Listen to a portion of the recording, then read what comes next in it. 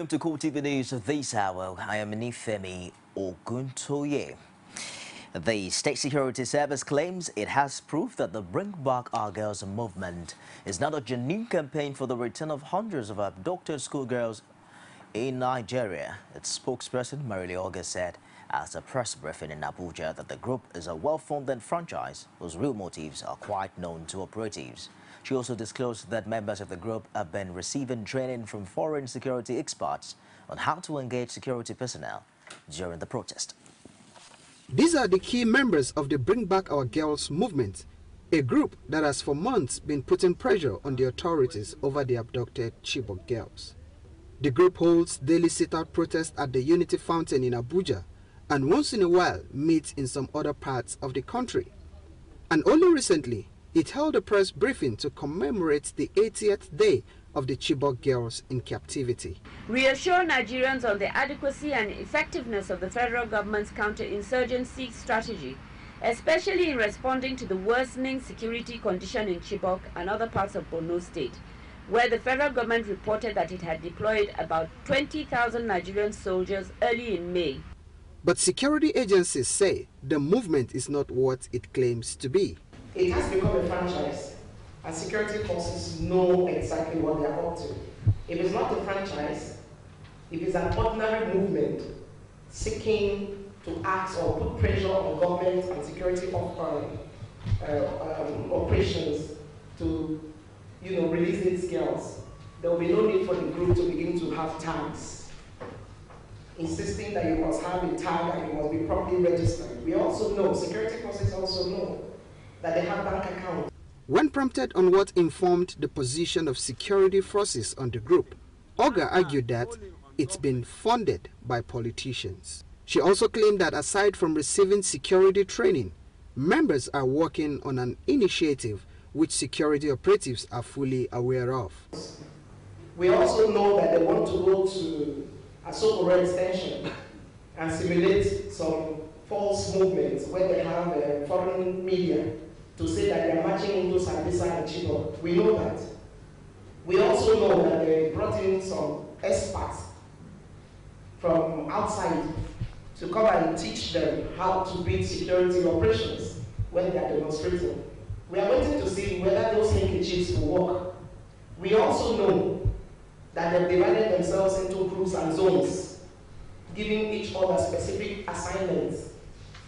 The SSS spokesperson didn't say whether there will be a clampdown on the group, but she dropped enough hints to suggest that security personnel are keeping a close watch on its key leaders.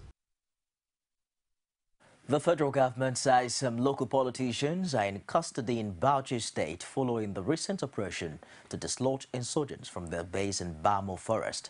Coordinator of the National Information Center, Michael Mary, says the politicians were arrested after party registration cards were found on some of the suspects. The statement came out about the expedition carried out at Bamo Forest in the Arizona government area of Bauchi State,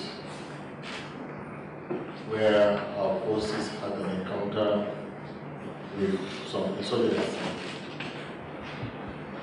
As a result thereof, certain items were found that have direct link to some politicians. And this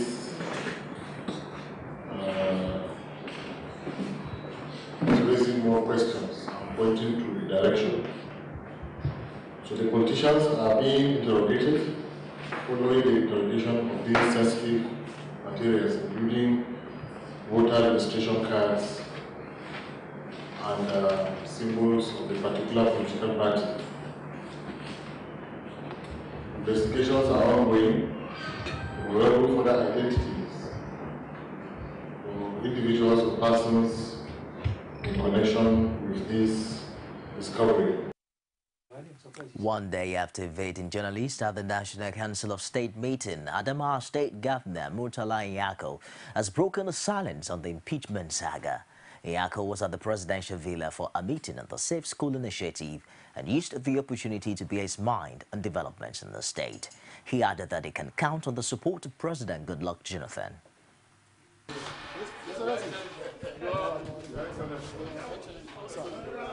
Well, it is at the court, and the court said it was not well done. We are hoping that if they want to do it, they will do it following the normal process or whatever they want to do. Did you approve the president to interview? Not yet. It has not reached that crisis point. And you believe you will have fair hearing? I should have. We have supported him all this time, and he has supported us. And in a situation like this, when Mr. President's support is required, we will seek it. But even hoping that he will give it to us without asking for it.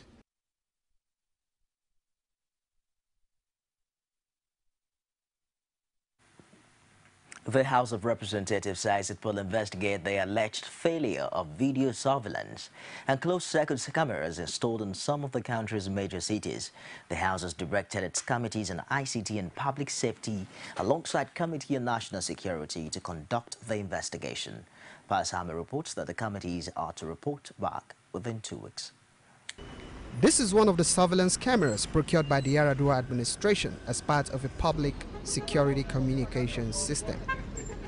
But years after the $470 million system was put in place, there are suggestions that the cameras are not functional. The matter was raised in the House of Representatives, with lawmakers arguing that the CCTV cameras are not serving the purpose of intelligence gathering. Again, recall that the federal government had also awarded a contract for the installation of 2,000 digital solar-powered cameras, 1,000 for Lagos and 1,000 for Abuja. They have resolved to mandate the committees on ICT and public safety and national security to investigate the failure of the video surveillance and closed-circuit television cameras to detect criminal activities in Nigerian cities and report back to the House. Security has been a challenge in this country, but it has even been more so now that we have this insurgency. But the insurgency, in another way, has brought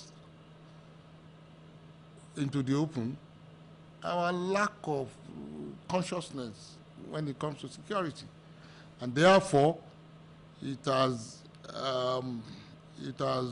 spurred the government into action to provide, not even government, all of us. Security-wise, I know we can still do better, and but the irony of the whole thing, when the bomb went up the last time in here in Abuja, some plazas, they went to buy these frisking machines and all the rest. It's now, I don't think it's up to 2-3 weeks when it happened. Those machines have disappeared from those plazas again. At the end of the brief debate, the matter was referred to the relevant committees for investigation. Also on Wednesday, the House considered a bill for an act to authorize the issue of 332.6 billion naira from the Statutory Revenue Fund of the Niger Delta Development Commission to complete abandoned projects in some communities in the region. The Committee on Niger Delta Development Commission has a duty, enormous responsibility to monitor the implementation of this very budget. I am therefore in all force in support for the passage of this budget, because the context of the budget is one that will help to transform the Niger Delta area. Mr. Speaker, there is certainly no basis for that. It cannot be sustained. It's certainly unfair. It's unjust. I don't think anybody should support that. As if that's not enough, Mr. Speaker, many ongoing projects are not captured in the budget. Projects for which there are already commitments. Projects awarded in 2012, 2013, some in 2011. Several of them are not funded in the project, are not even listed. Talk about being funded. The members are expected to resume plenary on Thursday to further deliberate on other bills before the House. Pius Samuel, CoreTV News, Abuja. We'll take a break now and we'll be back with more stories. Stay with us. You can now watch CoreTV News live from anywhere in the world on our website, www.coretvnews.com. Click on Live TV on our website and watch us live. And welcome to CoreTV Primetime Days. To follow us on Twitter, click on Twitter icon on our website. On Facebook, click on the Facebook and YouTube to see all our previous news production. You can also watch us live on YouTube. Click CoreTV, leave a space, then News. CoreTV News, a 24-hour news station. From time immemorial, women have birthed life, shaped character, and by extension, influenced the society. Moremi of Ife, Emoten of Benin, Queen Aminat of Zaria, all women of influence and power. Whether it's before election, after election. How ironical. Women being so powerful, yet have few grounds in decision making. They see you as a wife, and I see you as a wife to a man. We are talking women in politics. A woman will be bold enough to stand up and say, I want to become president of Nigeria. Only on CoreTV News.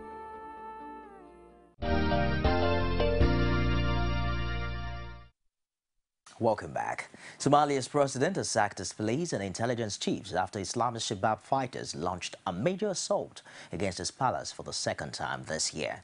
Recent Shabab attacks have targeted key areas of Somalia's government and security forces, apparently to discredit claims that authorities are winning the war.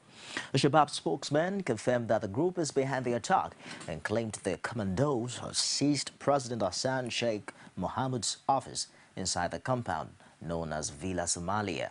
However, government dismissed their claims, saying that Al-Qaeda-linked gunmen had been killed near the entrance of the compound. Eyewitnesses say at least 9 attackers were involved in the attack, and they were dressed in government army uniforms. Bomb disposal experts detonated several explosive devices, including a suicide vest that one attacker was wearing that had failed to detonate. President Mohammed was not at the complex at the time of the attack. He later delivered a defiant message close to the charred wreckage of the car bomb that gunmen used in the attempt to storm the compound. And that wraps it on CoreTV News this hour. I'll be back shortly at the top of the hour with more stories. Thanks for being there.